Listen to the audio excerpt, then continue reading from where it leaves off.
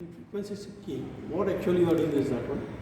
What I got is in the phase shift keying, what you are doing is that the phase of the carrier signal is changing in according with respect to what your baseband signal. Here, what we are doing is that the data one, that is the thing, but data one of a baseband signal, we have been representing it as a phase pi 1, and you got a respective got a 0 data. I am representing it as a phase 2. And whatever the phase of the carrier signal is varied with respect to your baseband signal with a phase shift of a 180 degree this one. And here with this one small introduction, what is it got? We are going to start this one. What is it got? The respective transmitter diagram this one. What is it got? If you just look at the transmitter diagram this one, transmitter diagram. What is it got? The carrier signal you have to set it from the ASD and you got a data input from the ASD and you have to adjust with whatever you got. You have to see the respective adjustment in the respective CRO this one. What we are doing is that here the first one is that your respective carrier signal. What you got? The respective carrier signal. How much frequency? That is the thing, but 1.3 kilohertz, 1.3 kilohertz, and amplitude of what you got the amplitude of you got 3 volt. That is the thing, but amplitude of you got 3 volt. We have to set it from this one. And once if you are setting this one from the here in this what you got, once if you are setting this one, what I am doing is that I am giving to the input to the transmitter. That is nothing but carrier input.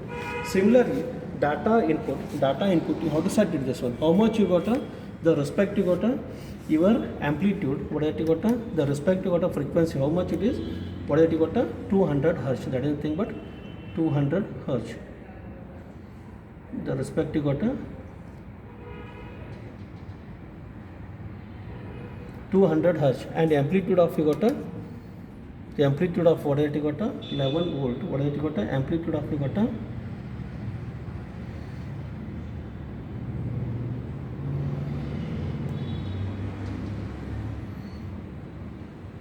11 volt. We have to set it. Then we have to give to the input of this one. And here next one, once if we are giving to this one, next one what you got here, what you got, we should have to fed to the respective in order to what you got this circuit.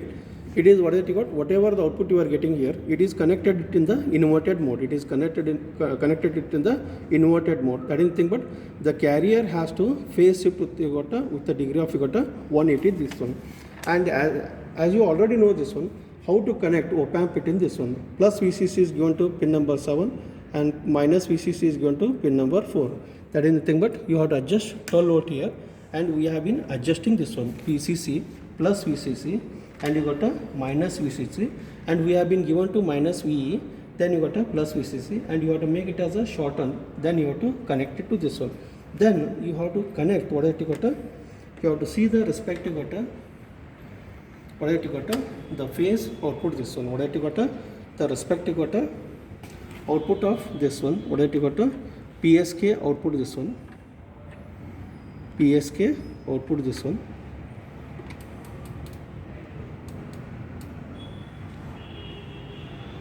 PSK output this one. What you got the respective PSK output.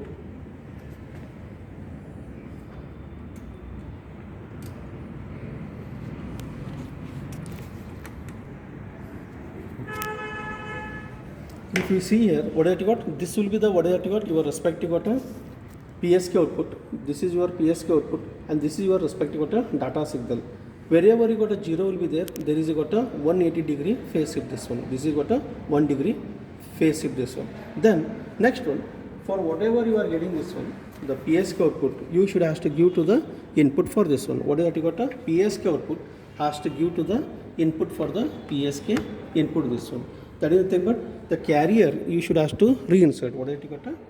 That is the thing, but the carrier you should have to reinsert this one. Actually, what is that you got? Which type of detection you are doing? Coherent detection. That is the thing, but whatever the carrier you have been using for the transmitting of a signal, the same carrier you should have to reinsert at the receiver. By doing so, what you are improving?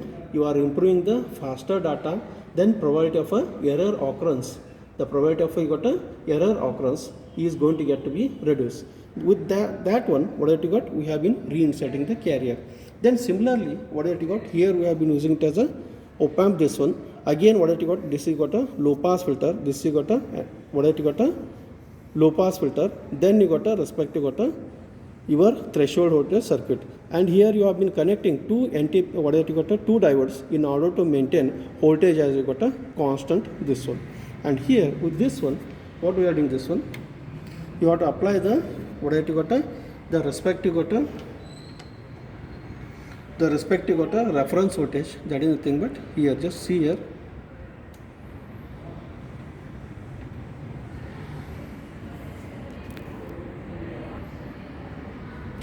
the respective got a the carrier, and you got a your respective got both modulating and you got a data signals are same here. What have you got? This is your demodulating signal, this is got a demodulating signal, this is your respective got a demodulated signal, and this is your original data, this one, that is data signal. Then you got a your respective got a here, see here, this is your demodulated signal. Both are you got a in phase. This one, both are you got a modulated signal and you got a demodulated signals are same, but amplitude of the demodulating signal is high because the op amp you have been, it is you got a, you are operating it in the, there is no feedback, there is no feedback path is you have been using, so that one you are getting it as a respective got a amplitude of the demodulating, you are getting it as a high. This one, the same observation, what you have to make this one, you have to observe the respective got a amplitude of the modulating signal, frequency of the modulating signal, amplitude of the carrier signal, then you got a frequency of the carrier signal, then amplitude of the demodulated signal, frequency of the demodulated signal. This one.